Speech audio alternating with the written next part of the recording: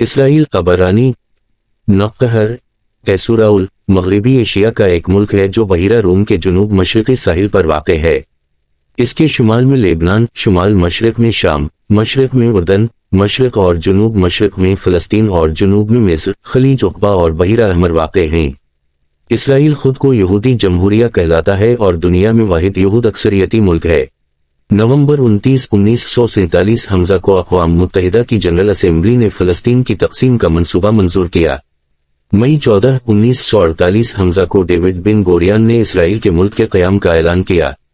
मई 15, 1948 हमज़ा को यानी ऐलान आज़ादी के अगले रोज़ कई हमसाया ममालिक ने इसराइल पर हमला कर दिया।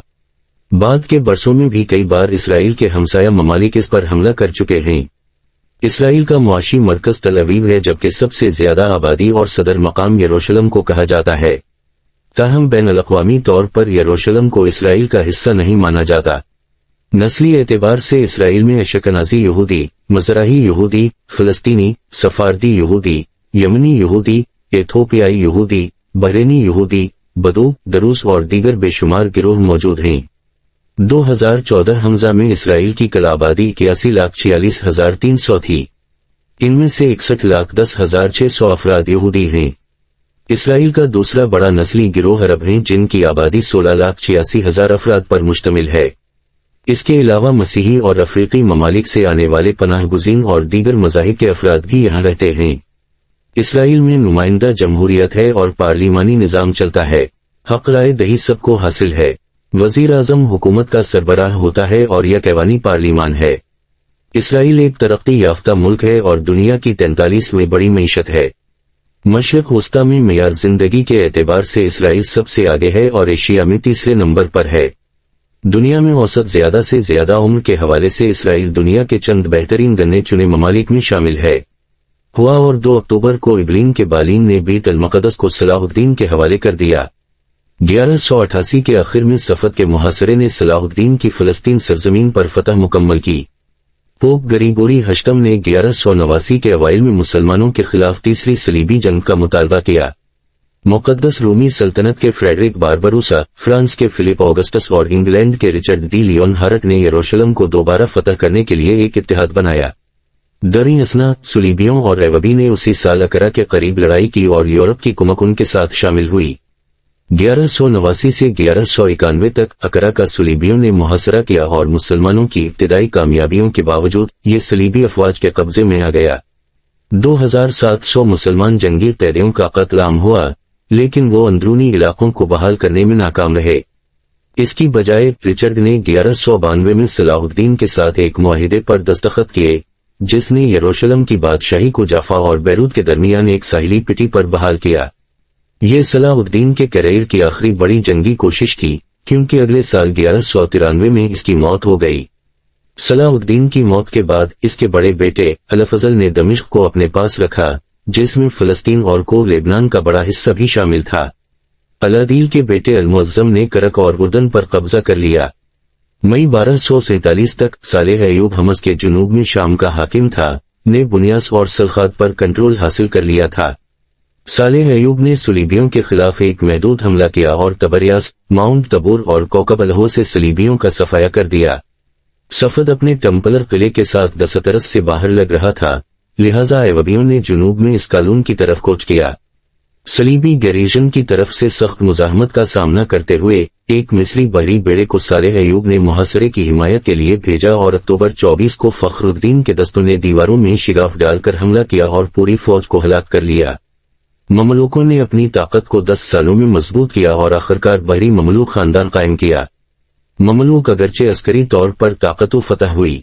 1516 हमज़ा में उस्मानी सुल्तान ने यहां कब्जा कर लिया और ये इलाका पहली जंग अजीम तक तुर्की के जेर इंतजाम रहा। जंग के इख्तिताम पर तुर्की की शिकस्त के साथ ही यहां बरतानिया ने कब्जा कर लिया। 1920 हमज़ा में इस इलाके को तकसीम। 1516 में इस इलाके को सल्तनत उस्मानिया ने फतह कर लिया और अगली 4 सदियों तक इस पर उस्मानी शाम के हिस्से के तौर पर हुकूमत की गई।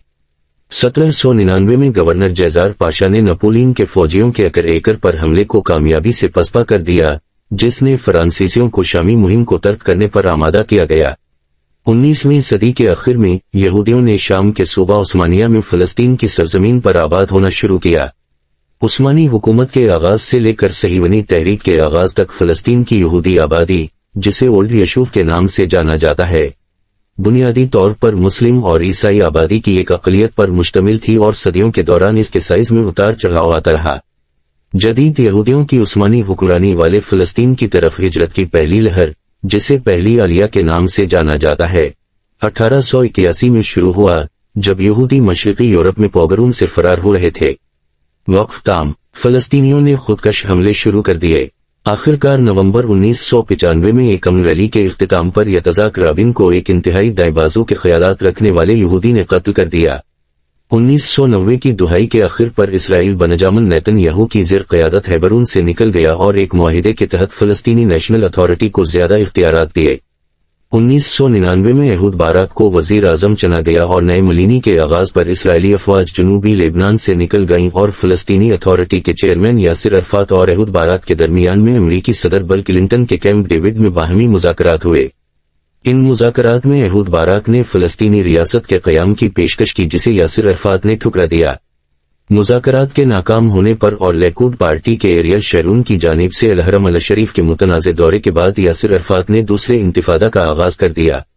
2001 کے خصوصی انتخابات کے بعد شیرون وزیر اعظم بنے اور انہوں نے غزہ کی پٹی سے یک طرفہ انخلا مکمل کیا اور اسرائیلی مغربی کنارے کی رکاوٹوں کی تعمیر جاری رکھی اور دوسرے انتفاضہ کو بیکار کر دیا۔ جولائی 2006 میں حزب اللہ نے شمالی اسرائیل پر بمباری کی اور سرحد عبور کر کے 2 اسرائیلی فوجی اغوا کر لیے۔ نتیجاتہ ایک ماہ لمبی دوسری لیبنان کی جنگ شروع ہوئی۔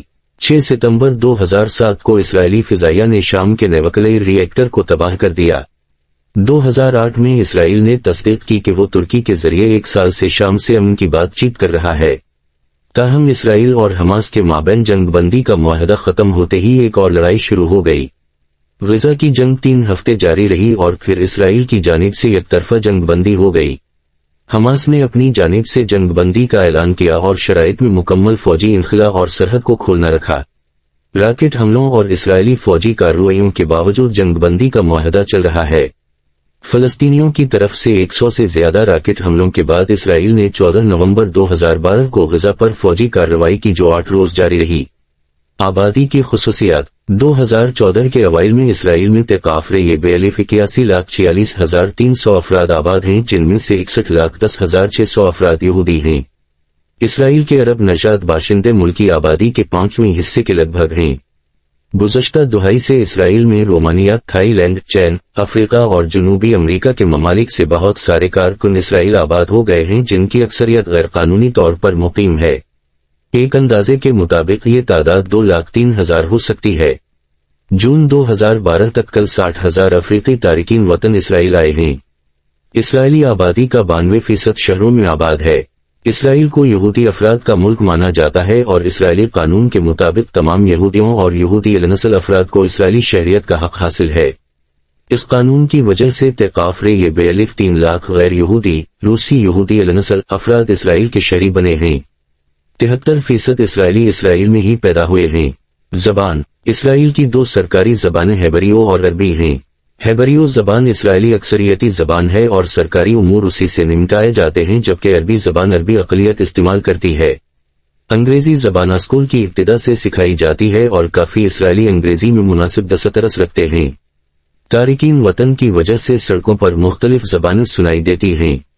1990 سے 1994 کے درمیان میں روس سے آنے والے تارکین وطن افراد سے اسرائیل کی کل آبادی میں 12% کا اضافہ ہوا ہے۔ 10 لاکھ سے زیادہ افراد روسی بولتے ہیں جبکہ فرانسیسی بولنے والے اسرائیلی افراد 7 لاکھ کے لگ بھگ ہیں جن کی اکثریت شمالی افریقہ سے آئی ہے۔ مذہب اسرائیل اور فلسطینی علاقے مل کر ارض مقدس کا بہت بڑا حصہ بناتے ہیں جو ابراہیمی مذاہب یعنی یہودیت، مسیحیت، مسلمانوں اور بہائیوں کے لیے بہت اہمیت رکھتی ہے۔ اسرائیلی یہودیوں کے لیے مذہب مختلف حیثیت رکھتا ہے۔ ایک سروے کے مطابق 20 سال سے زیادہ عمر کے افراد کے 55% افراد خود کو روایتی یہودی، 20% سیکولر یہودی جبکہ 17% خود کو صہیونی کہلاتے ہیں۔ اسرائیلی آبادی کا 16% حصہ مسلمانوں پر مشتمل ہے۔ مسیحی 2% ہیں جبکہ دروز 1.5%۔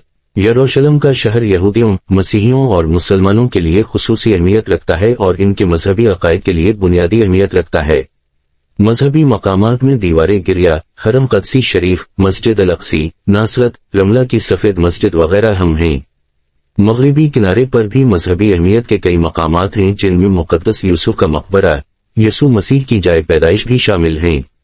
बहाई मजहब का इंतजामी मरकज भी यहाँ कायम है।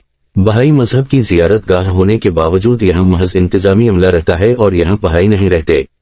तालीम। इसराइल में स्कूल का औसत दौरानिया 15.5 साल पर मुहित है और अक़वाम मुत्तहिदा के मुताबिक शरह ख़वानदगी 97% से ज्यादा है।